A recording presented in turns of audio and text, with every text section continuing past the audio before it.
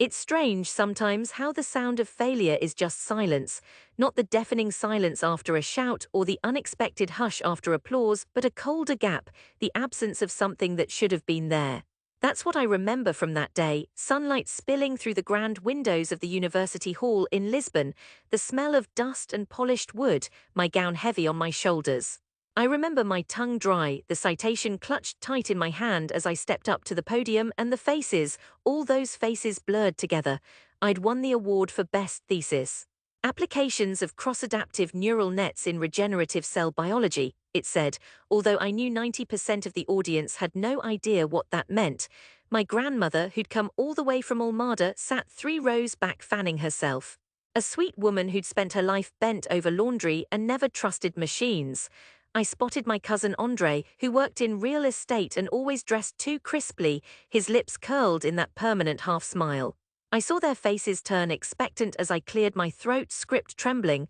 The dean nodded. I began, "Science is hope in action.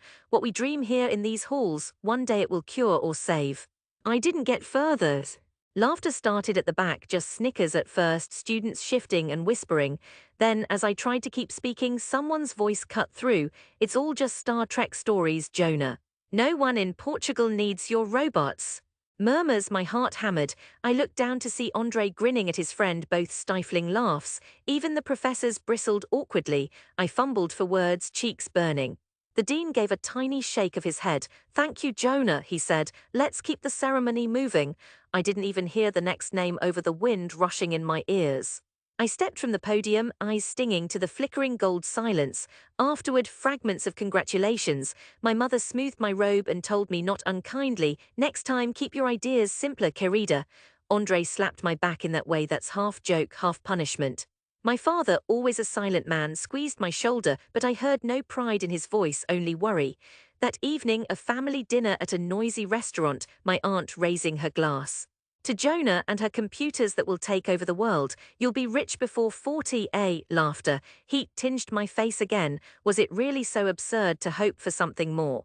The news was full of layoffs and real estate booms, and who cared really for Petri dishes and code but me? I gave up trying to explain. That summer I received grant rejections, each official envelope a little colder. Some proposals returned marked too speculative, others not at all. At home, my grandmother made soup and scolded me to find a job at the bank just until this phase passes. Andre texted job listings, safe. Lisboa commercial real estate needs project manager, SurePay insurance seeks risk analyst, degree required. I deleted them in silence. I spent my days at the Gulbenkian library, notebooks splayed open, scribbling in the corners of returned textbooks. I watched the tourists, the chatter of languages as they flowed through the gardens, unaware of the girl watching from behind the glass, drawing diagrams she had no lab to test. It rained often that year.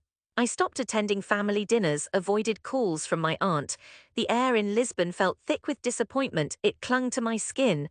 The rejection and mockery didn't wound all at once, they seeped in slow, like water through a ruined roof. One night in the faded blue light of my bedroom, I nearly deleted my code, all 2 years of it. I stared at the screen. Outside, the trams rattled by, hollow and regular, and for a moment I saw the startled, worried look in my parents' eyes, how quickly my grandmother's stories shifted from "when you were a baby so clever" to "you'll see it's better to be normal, tranquilla." Resolve isn't born in grand moments. It's the slow forming of a hard layer, a decision not to break. I closed my laptop, hands numb, and decided, one more try, even if it meant leaving. That autumn, I scraped together savings for a cheap flight to Munich for a biotech conference. I had no invitation, just an old printout of a poster I'd designed and a borrowed coat. I slept in hostels, lived off vending machine sandwiches. I listened to lectures I barely understood, feverishly jotting notes. On the last day, lost in the echoing corridors, I glimpsed a woman with wild grey curls, Professor Anya Gurevich from Tel Aviv. I'd cited her papers dozens of times. Breathless, I handed her my poster, voice shaking. "Excuse me, I think your work on adaptive AI could benefit from this approach if you just..." She studied my sketches and code, asking questions sharp as pins. For 20 minutes, my entire world became her gaze, clear and unreadable. Finally she nodded. "You think good, come talk to me this afternoon." 4 months later, I was in Israel, working 16-hour days in a rented flat near the sea, living on instant noodles and black coffee. The lab was chaos, old cables strung across desks, code scrawled on whiteboards in 6 languages. Professor Gurevich was relentless. She tore apart my code, forced me to defend every decision, pushing me until failure became familiar, a necessary companion, not a curse. I learned more than I'd learned in 4 years of my degree. Nights I'd walk to the shore, salt on my lips, stars spinning, and whisper to myself in the darkness, "Soon, you're building something. Don't stop." 2 years vanished that way, days melding into each other until one morning Anya grinned and said, "You're ready, join the clinical team." My neural algorithm, designed to tailor stem cell therapies for degenerative nerve diseases, performed better than we hoped. It identified optimal protein targets from blood samples in hours, a process that took other teams weeks. Pharmaceutical companies took notice, there were meetings, there were tests and failures, but finally a pilot program. We enrolled patients, grandmothers who'd lost sensation in their fingers, musicians who couldn't play anymore, a pastry chef whose left hand barely moved. My hands shook as I coded. There were setbacks, heartbreaks, but one Friday morning the first positive results came in. A video. An old violinist, hands trembling, coaxed out a clear note for the first time in years. His smile was soft and bewildered, as if joy itself was something uncertain. I sat in the office, light winking through dusty blinds, watched it over and over until my eyes blurred.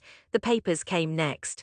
Lisbon researcher leads breakthrough neural therapy, one said. I read it discreetly, heart pounding.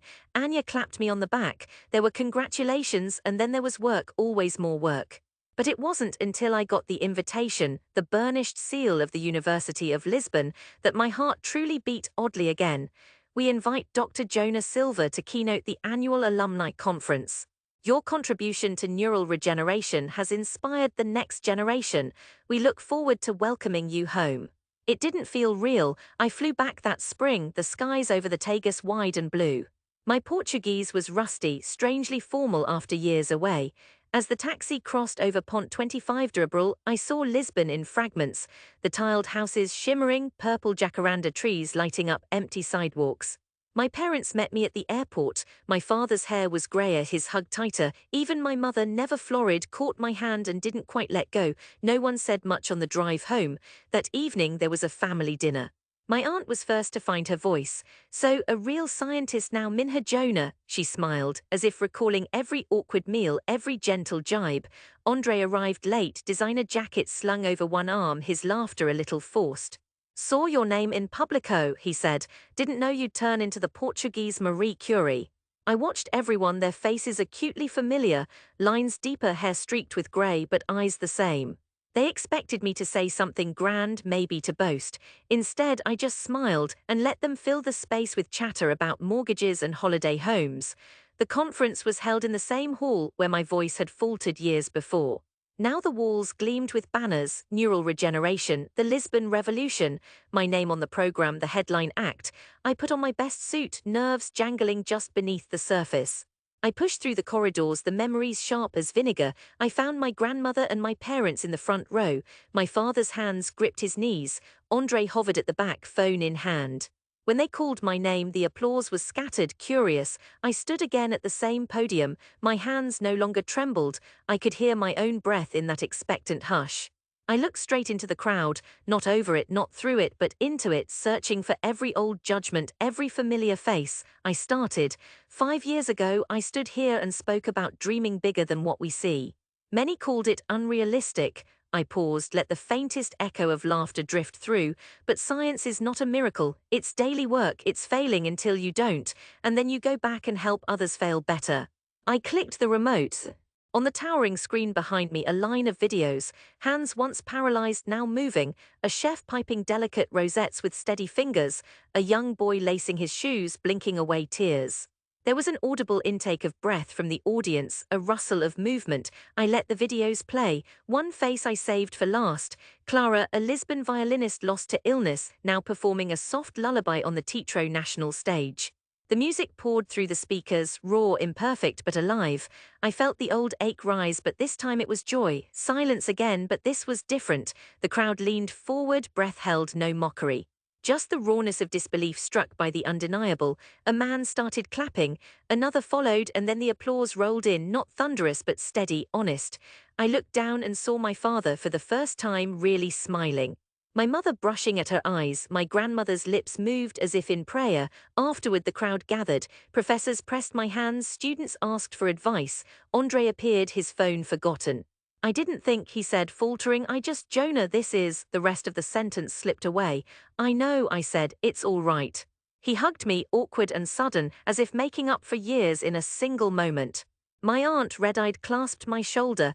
We didn't see, querida, what you were doing, we just wanted you safe. For the first time I feel safe, I whispered, doing this. After the speeches, the dean found me in the corridor. His hair had gone fully white. I owe you an apology, he said, voice low.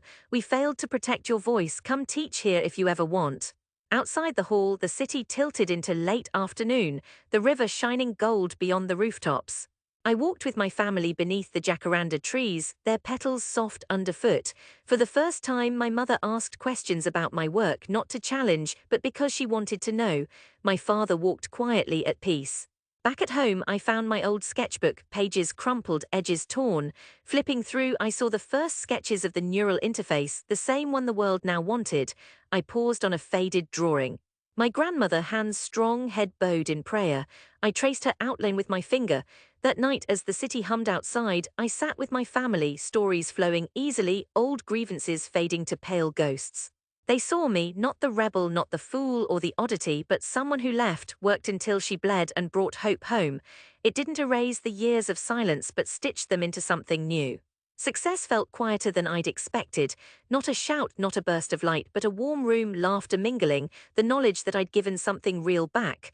Lisbon outside, sleepy and golden, and my name spoken not as a joke, but as someone who'd tried and dared and returned. And for the first time, I no longer needed to prove anything, not to them, not to myself. I was home.